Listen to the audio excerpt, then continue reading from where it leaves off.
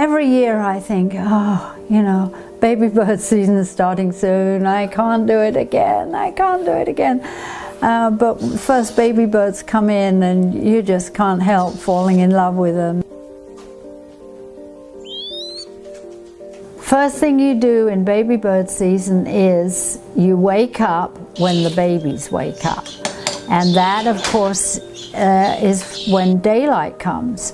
So between 5 and 6 during the day, baby birds sense the light outside. Even if their eyes aren't open yet, they know that it's daylight and it's time to squawk for food, because that's what sets mom and dad off, looking for food.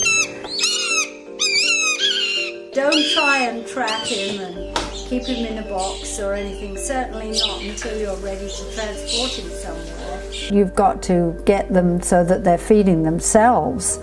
They've got to learn to feed themselves. They have to learn, robins and birds like that have got to learn, when they pick up food, they've got to learn to throw it back in the back of their throat so they can swallow it. Once they've got to that stage, and once they're able to walk around and so on, and you can get them to a container that's big enough so that you could see that they could fly, and they're eating by themselves. After a while, they don't want you to feed them, and you know they're ready to go, and you just wave them goodbye. We had 2 red-tailed hawks, adults, that had been injured or had lost a few feathers and couldn't fly and were picked up by some members of the public, and they brought them to us, and we rehabilitated them until they were strong enough and flying in our big flight cage, so that we were confident that when we let them go, they would go off and go and live a good life out in the wild again.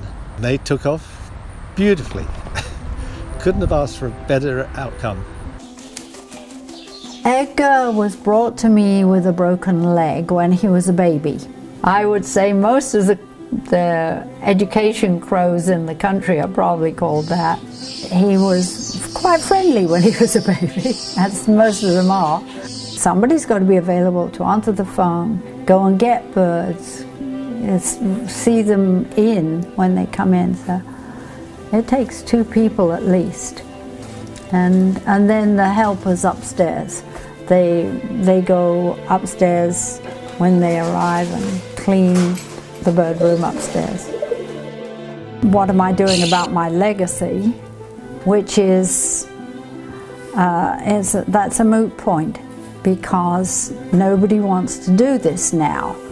It's all the old people who did it in the old days, as I would term it, are dead or dying or retired, or there's nobody who wants to take it up and become licensed as a rehabber.